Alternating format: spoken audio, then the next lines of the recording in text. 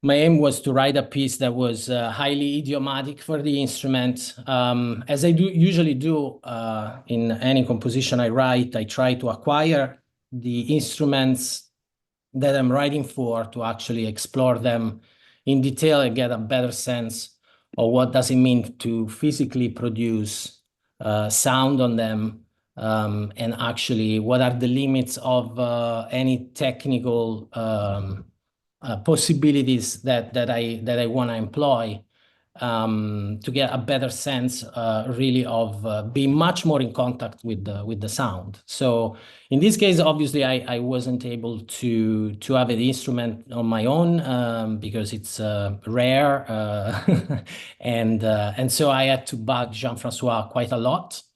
But just so that I give a little context of what I was trying to do in the piece.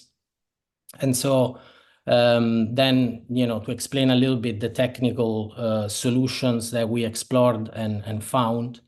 So I started thinking about writing a piece, so a solo piece that would be about the instrument, itself. So no electronics, no other devices, pure and simple, about the actual instrument itself. And I thought that this piece, what was interesting to me, at least in the instrument, was the actual beautiful timbral quality and possibility that the instrument could have expressed.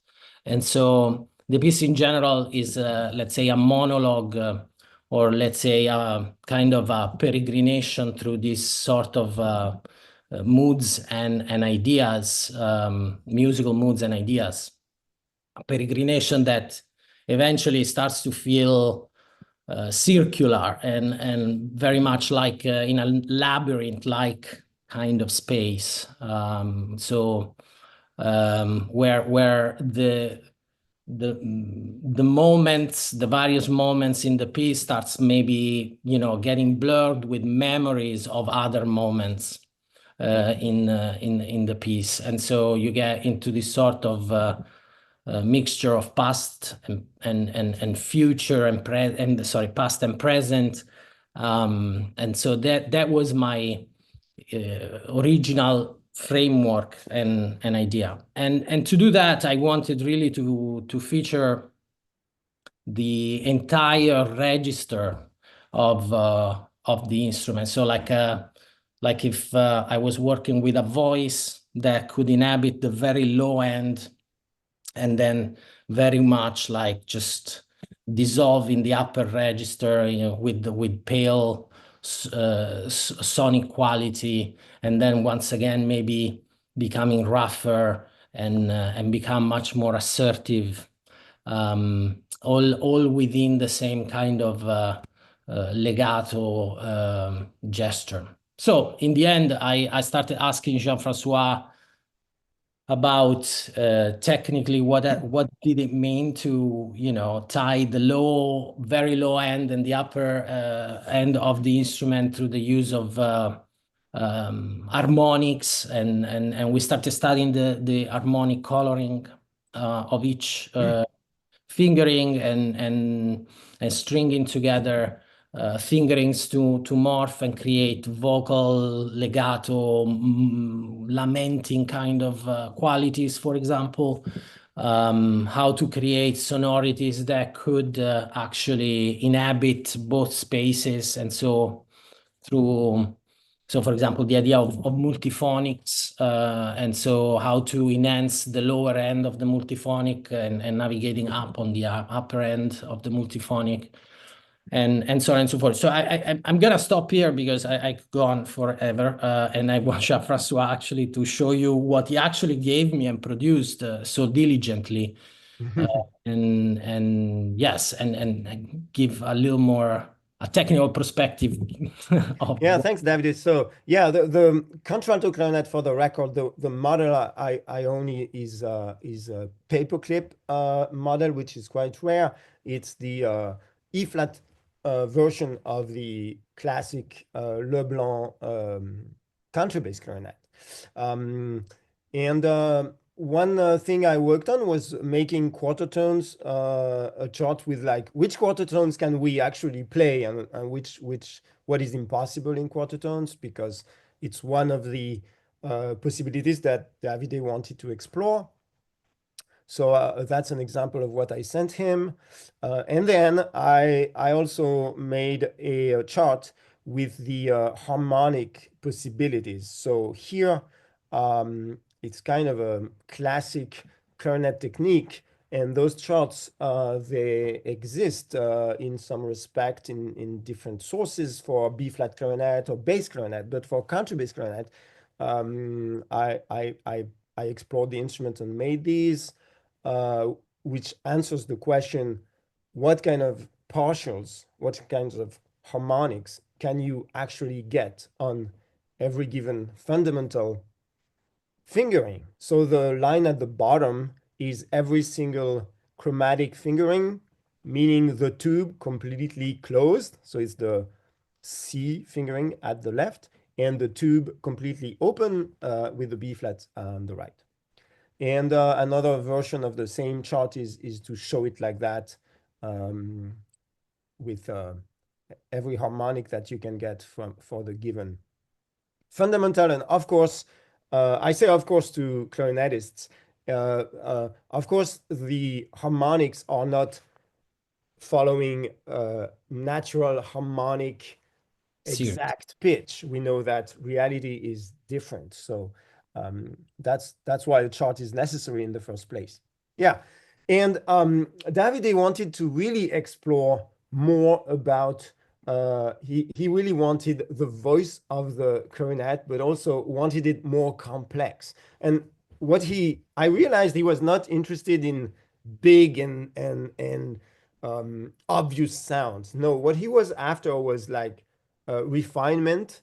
He was interested in subtle and sensitivity, if you want. So he wanted to mix some different qualities of multiphonics, but to explore them in a sensible way. So that led to yet another chart, which is the next one here, which is a combination. Now we're trying to refine that combination of multiphonic mixed in with trill. And that's one thing to write it, of course, but also he needed to hear it. So I made a video for him just to get an idea of the sounds. So let me play two excerpts from that video I made for him at the time.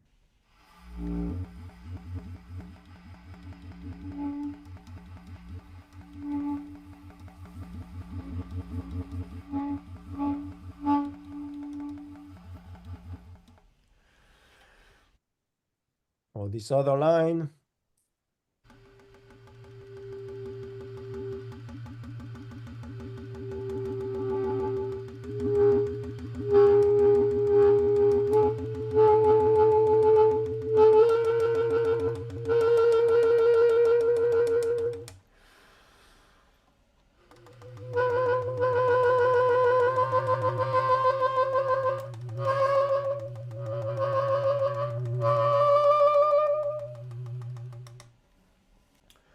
Yeah. So yeah, that's the kind of example I gave Davide, and I think some of them you did use them, right? Yeah, absolutely. I did use them. If you scroll down, the sorry, right here, measure 59, for example, 58. That's one of those Yeah. fingering solutions where, yeah, the bottom line, it's a ghost kind of note indicated as an harmonic, but. Yeah, there are also where at the bottom of the page right there, there is um Yeah, yes. also measures 70. Yeah, measure 70, it's kind of that trill. Yeah, so the in the excerpt I have selected, we're gonna hear a bunch of them, but the other thing that you can see also here in measure 64, 66 or 67 is this other thing I asked poor Jean-François to endure, which was this sort of like hybridization between this idea of the pure multiphonic and the single tone, where Jean-François is actually singing in consonant or in dissonance with what he's playing, or getting in and out of consonance and dissonance relationships with what he's playing, to create this sense of morphing timbral quality that goes from, you know, a more pure tone to a more rougher tone, and vice versa. So that was also something that I kind of resorted to in order to enrich the palette of sounds I was working with in terms of morphology of sonic morphology. Yeah. Because the contralto clarinet, I have to say, comparatively speaking to bass clarinet, for example, it's not as flexible as I was expecting it to be. So Yeah, it's true that the contrabass and contralto clarinet, the multiphonic possibilities are much more limited than a bass clarinet. And actually, kind of because of that, you pushed that's why you started including singing plus playing. And I must say, that was one of the great aspects of the collaboration, is that actually singing and playing is a classic technique in flute, in a trombone. We know some results. Actually, later today, I think we have a session with singing and B-flat clarinet, if I'm not mistaken. But with the contrabass clarinet, it gave another result, and also it's because of maybe the range of my voice, I could actually sing these things in some respect. But it was great. I discovered new timbres, new vibrations, and if you look at the score right here, measure 67, you see you sing a note and you do a slow glissando with the clarinet, or measure 70. You do the opposite. You play a note and you do a glissando with the voice. And all of this was just a pleasure to discover. great. So maybe we should play some. Yes, so let's play an excerpt. I'm gonna start measure 55. I'm gonna try to keep the excerpt that's playing at the top of that PDF. And let's let's listen to this.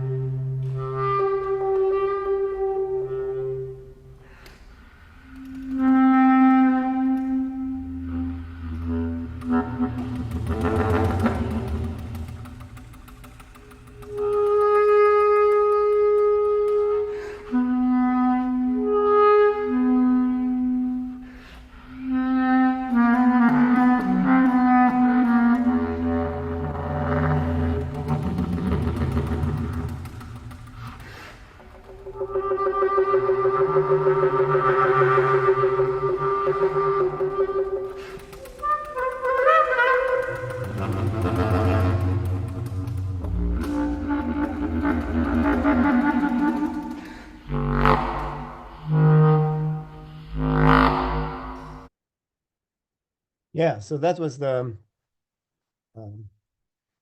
this experts with a lot of multiphonics showing how Davide tries to, well, actually succeeds at connecting the high and low register.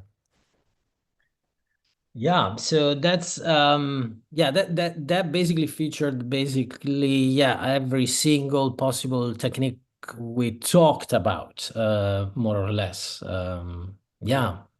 And then we have a last shorter example, a 1 minute 30, which is the climactic section.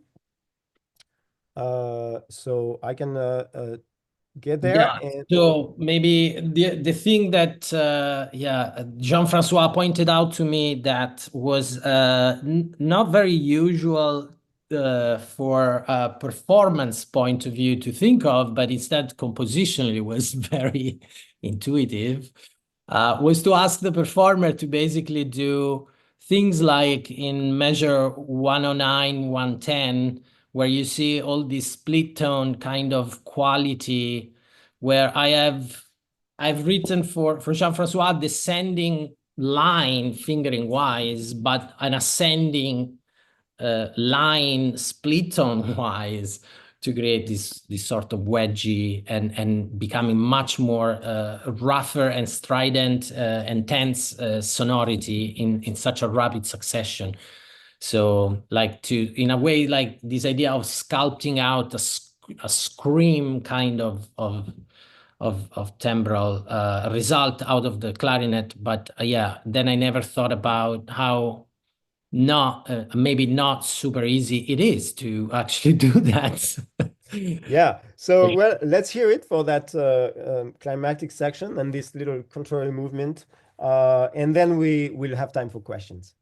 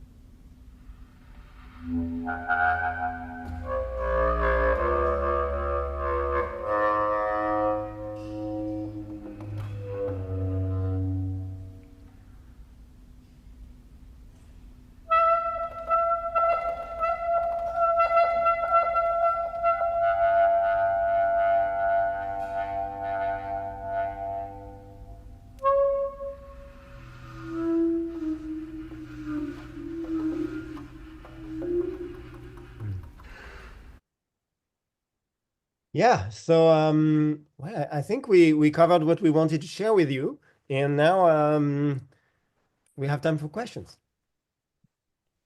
What a fantastic piece. Oh my goodness.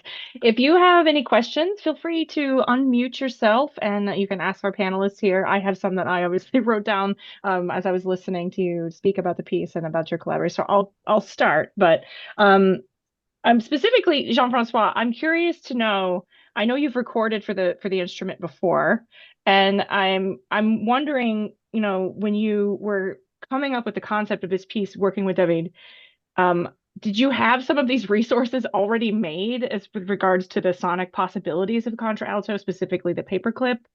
And is there a reason you were drawn to that instrument specifically? Okay, so I did not have any resources, but the reason I was drawn to this instrument, you know, it's like many things. It comes back to I was a student I was a student of Armand Angster in France. He's a fantastic performer who plays all clarinets, E-flat clarinet to counterbass clarinet. So I saw him perform counterbass. He taught me how to play the contrabass first, like how to just get a sound out of it. But when it comes to the multiphonics and the quarter tones I showed you, I had those for B flat and for bass. And Armand Angster actually made it himself for himself as well for the clarinet. So I knew how it worked, you know, and so I just kind of did that work for that instrument. Wow. There's a lot of work that you put in to provide enough groundwork for David to sort of sonically think about what was possible in the collaboration. So that's just really, really incredible.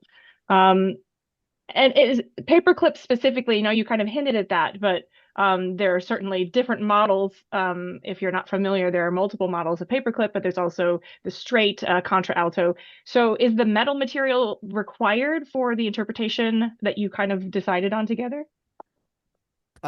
I don't know. It's the only one I know. Truly, I'm going to tell you, I have also a contrabass clarinet, which is an old one and which is only goes to low D. And by chance, at some point, I acquired this contralto. It turns out my contralto is much more flexible than the contrabass I have access to. So it's just because it was more flexible that we chose this instrument. I hope someday maybe someone will play the piece on a contrabass. It might be possible, or on a straight contralto, but it's written to low C, so I think in terms of fingering, the low C is kind of required. What do you think, Davide? Well, I mean, I'm maybe we'll write another one. Good. I think yeah, no, in general, I think that each piece should be tailored to the instrument. And yeah, if there are good enough solutions that render exactly like what the identity of the piece is about, yeah, then yes, but otherwise, yeah, write another one. If you're listening, that's a hint for you to contact him. Was there any technique that you settled on that you kind of explored that you discovered maybe there wasn't a notation process for that you worked on together? And how did you determine, if that was the case, how to notate that to make it clear to potential performers in the future? I think David really tried to notate as much as he could. Actually, I could share one more thing with you, is the actual, because really, as in any piece, there's the score, and then there's the performer's score. And if I find it, sorry, I'm gonna get there very, very soon. Okay, now I'm gonna share my screen. Just to show you my version of the score, but it's really basically it's almost the same, except I adjusted, I added a couple of fingerings, but really Davide included so many details in the multiphonics, you know. So it's really possible to play the piece, especially if you have a recording. I think the two resources to play the piece again is a kind of a recording plus the PDF, because I must say, even for myself, when I practice the piece, I output some sounds, and then I had a rehearsal with Davide, and he told me a little more, like, oh, not that loud. I prefer when you play it. Yeah, so that's you know. like the actual. I think the biggest challenge is like to notate what the timbral result should be, no, and that's almost impossible. But in terms of what we have at our disposal in notation practices, I think yeah, I mean, it's pretty good what we can actually notate to give an idea. For example, if you have a complex tone, and you notate what are the frequencies that are most present and how they fade in and they fade out comparatively to each other, that's already a lot of information. And also I don't think you can you can definitely over-notate things, and I think that's also a danger, because you kind of want to also the performer to feel what the piece is about, and therefore the sound, and leave room for the performer to actually deliver the idea of the piece with his own or her own interpretation, which is And here, for instance, Davide, here you see that's I had to add in my notes at the top of that page timbral distortion. Like, how do you want to sound one note plus one's voice? Well, actually, even just that, you could say how do you want it to sound, you know? And you told me like I like the timbral distortion. Yeah. Some things are some things are you think they are like common sense or automatic, but actually, yeah, sometimes it's not. You would assume that everybody would kind of understand or know that if you sing a certain pitch and you're playing another pitch, how much distortion that would create, more or less, because of the harmonic relationship of the two frequencies that are actually fighting or not inside the tube. But yes, and all that kind. So, but in any case, what my point being, notation wise, we have a lot to work with. And I didn't feel like we had huge issues in notations. It's more like discussing how much of a rest, a breath here, how much of a rougher tone here, pure tone there, pale thing. Yeah, so it was more like an interpretation kind of discussion than really substantial problems in communicating what the musical results should have been. I think that's just a really good spot to end it on. And I think this is really good evidence for any of you that are able to watch for directly working with living composers and having their input as you shape and create something really new and beautiful. So I want to thank Jean-François and Davide for taking the time to speak with us. I put their links to their websites on there. If you have questions as you kind of marinate and think about this session, feel free to reach out to them. And I also want to invite you to come back after a short break for Jeff Anderley's session on unlocking overtones, which actually will be a little bit related to this topic, as will the singing while playing session that's going to be happening a little later with Nicholas. So thank you again so much, and we'll see you in just a few minutes. Thank you, Jessica, for organizing. Thank you, everyone, for attending. Thank you, David. for coming too. Thank you, Bye-bye. Thank you.